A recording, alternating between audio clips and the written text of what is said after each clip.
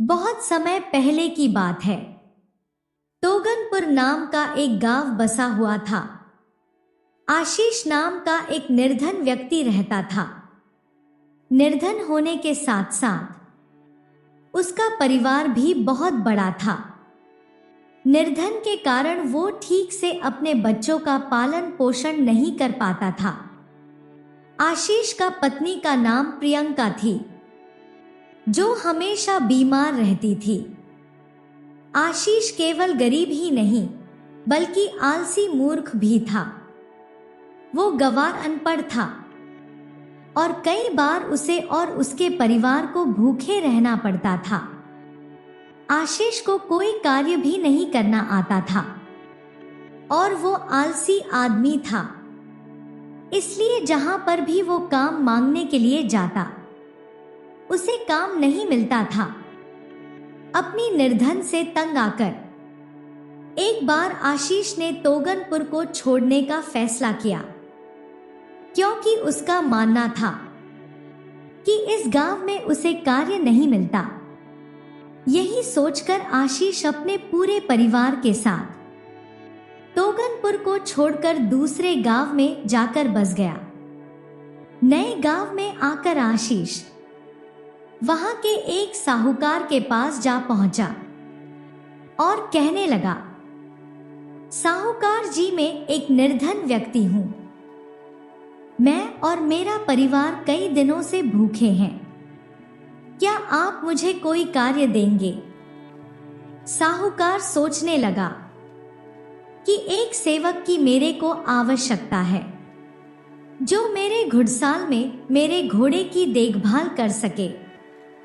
साहूकार ने कहा, तुम शरीफ से तगड़े दिखाई देते हो, चलो मेरे साथ चलो, मैं तुम्हें काम पर लगाता हूं। और साहूकार ने आशीष को अपना सेवक रख लिया और घर के पास ही उसे रहने के लिए एक कुटिया दे दी। आशीष के लड़के साहूकार की गाय और घोड़े की देखभाल करते थे, जबकि उसकी पत्नी प्रियंका साहूकार के घर की सफाई तथा अन्य घरेलू काम करती थी। जल्दी ही आशीष तथा उसका परिवार साहूकार के घर में घुल मिल गया था।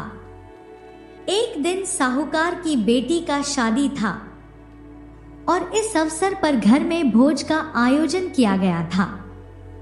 सही समय पर बारात आ गई। तब साहूकार ने अपने सेवक आशीष से कहा, सब कुछ तैयार है, क्या सभी मिष्टान्न थालियों में लगवा दी गई? जी हजूर, तैयारी पूरी है। फिर आशीष ये सोचने लगा कि आज उसे भी बहुत ही भूख बढ़ाने वाले व्यंजन मिलेंगे और वह अपनी जीभ को तृप्त कर पाएगा। आज मैंने बड़ी ही मेहनत की है। निसंदेह मेहमान के जाने के बाद स्वामी हमें भी भोजन अवश्य करवाएंगे, परंतु ऐसा हो ना सका। सारी बाराती और साहूकार का परिवार खा पी कर सो गया। उन्हें अपने सेवकों का विचार ही नहीं आया। दुखी होकर आशीष ने अपने परिवार से कहा, चलो बच्चों, अब हम चलकर सो जाते हैं। आज हमारे भाग्य में स्वादिष्ट खाना नहीं लिखा था। लगता है हमारी जीभ को आज स्वाद नहीं मिल पाएगा। अपनी कुटिया में पहुंचकर आशीष ने अपनी पत्नी प्रियंका से कहा, मैं गरीब और मूर्ख हूं, इसीलिए कोई मुझ पर ध्यान नहीं देता। आप चिंता मत करें, हमारे भी अच्छे दिन जरूर आएंगे। काश मुझे भी कोई गुप्त विद्या आती, जिसके कारण लोग मेरा आदर करते हैं।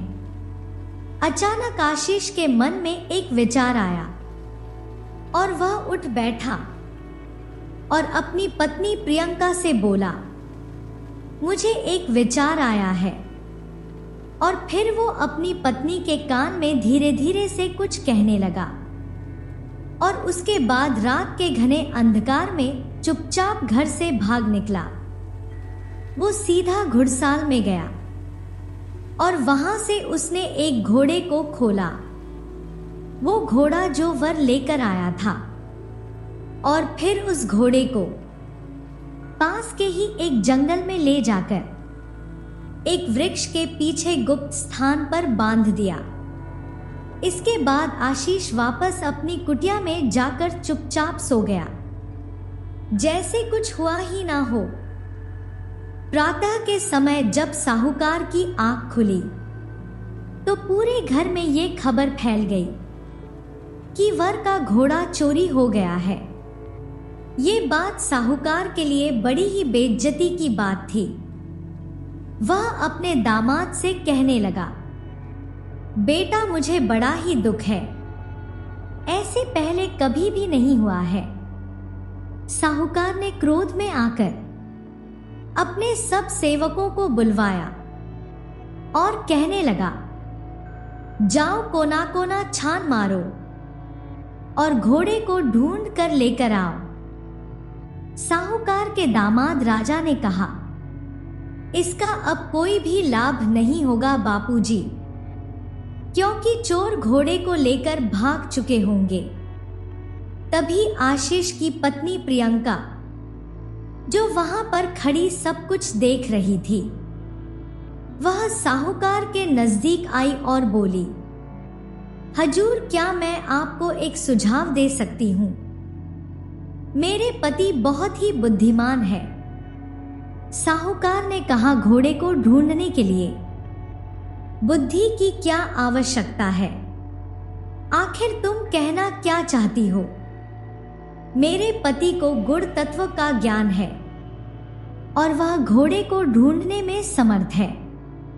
आप उनसे क्यों नहीं कहते?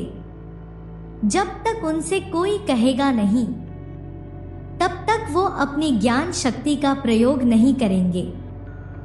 साहूकार ने आशीष को बुलवाया और कहा, आशीष, कृपया घोड़े को ढूंढने के लिए अपने ज्ञान व शक्ति का प्रयोग करो। मैं तुम्हें बहुत सा इनाम दूंगा। आशीष ने कहा, कल आप मुझे भूल गए थे। आपके घर में अनेक लोग आए और सब ने भरपेट स्वादिष्ट स्वादिष्ट भोजन खाया, लेकिन आप अपने सेवकों को ही भोजन खिलाना भूल गए। आज जब आपको मेरी जरूरत है तो आपने मुझे याद कर लिया। साहूकार ने हाथ जोड़कर कहा, आशीष, मुझे माफ कर दो, अब ऐसा कभी भी नहीं होगा। परंतु आज मेरी इज्जत का सवाल है। इसके बाद आशीष ने एक कागज मांगा और उस पर अनेक प्रकार के चित्र बनाने लगा।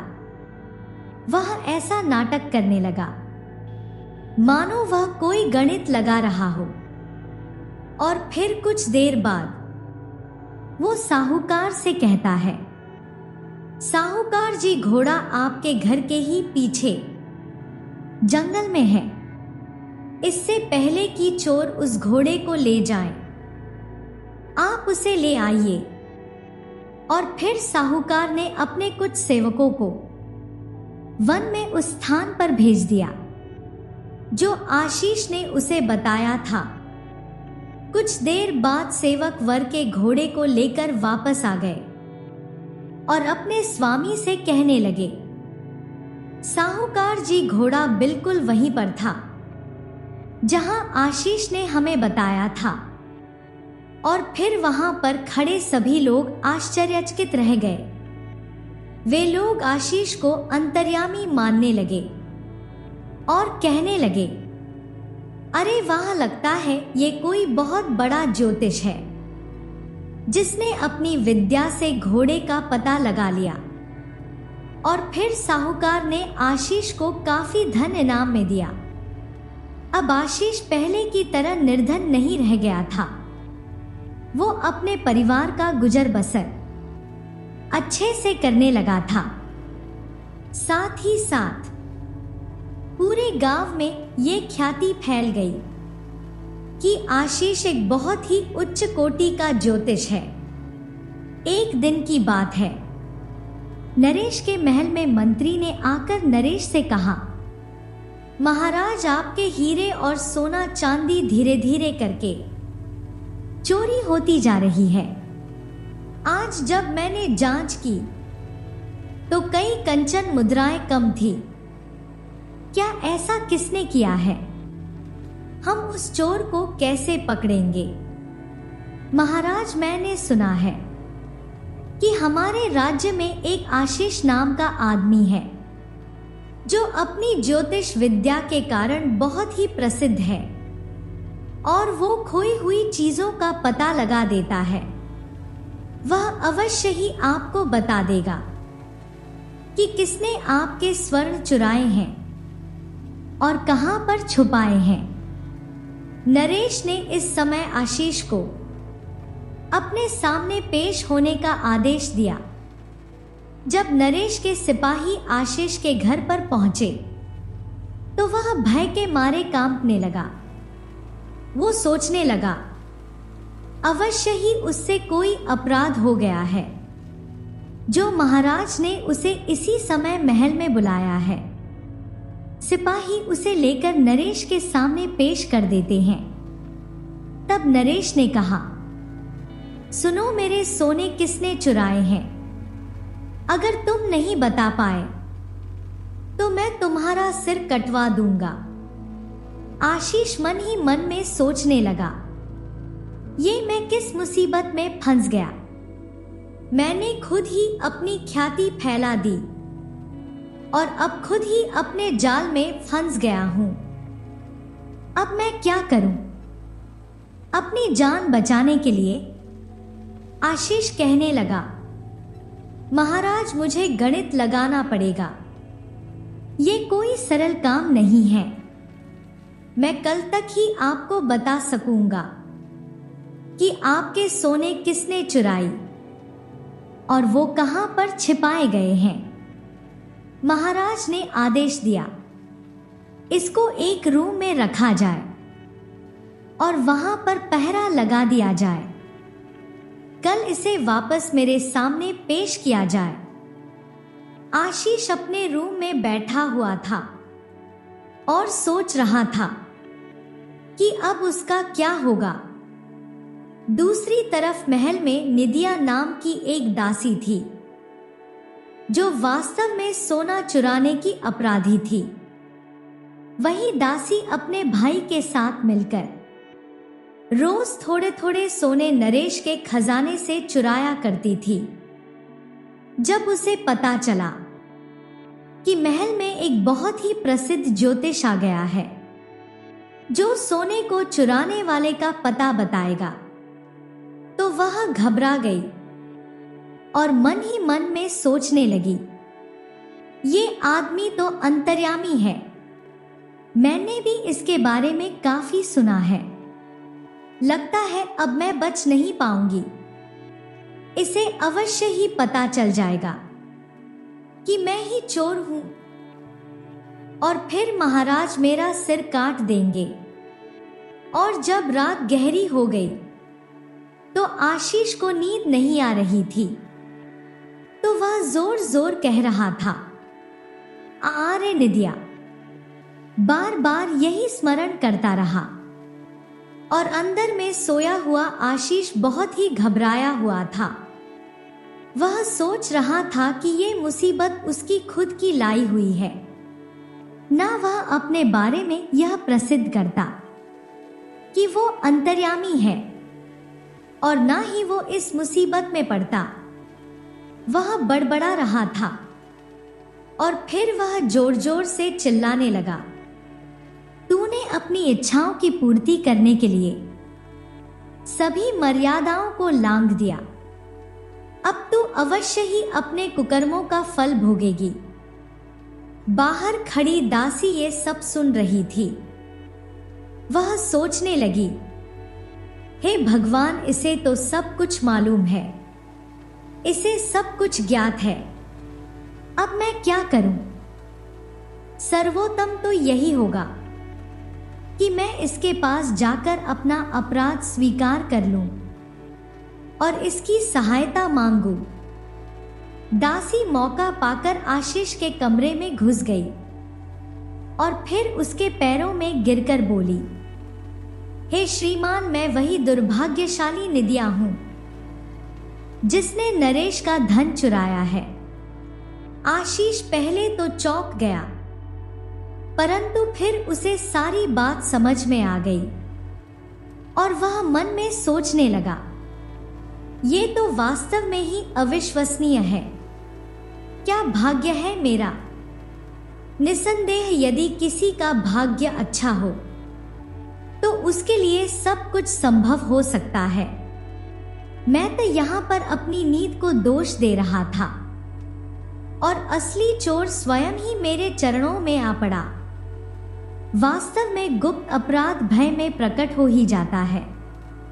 तभी वो दासी बोली, हे सज्जन, यह थोड़ा सा सोना आपके लिए है, कृपया इसे स्वीकार करें और मुझे फांसी के फंदे से बचा ले। आशीष ने तत्काल ही सोच विचार कर लिया और बोला, हे अबला स्त्री, यहां से चली जा। मुझे ये सब बताने की जरूरत नहीं है, मुझे पहले ही सब कुछ मालूम है। हे श्रीमान, कृपया मुझ पर दया कीजिए, मैं आपके आगे हाथ जोड़ती हूं, मेरी रक्षा कीजिए। ठीक है, क्योंकि तूने मेरे चरणों में शरण ली है, इसीलिए मैं तेरा नाम नहीं लूंगा।